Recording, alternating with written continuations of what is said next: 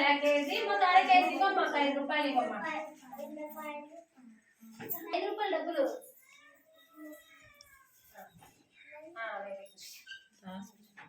సరిపోయినాయమ్మా సరిపోయినాయి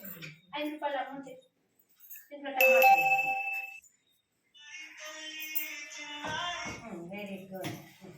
ఇంకా కొంచెం మళ్ళీ ఇంకొకరు వస్తారా కూరగాయలు తీసుకోవడానికి ఉమేమా కూరగాయలు కొనుక్కుంది బామ్మ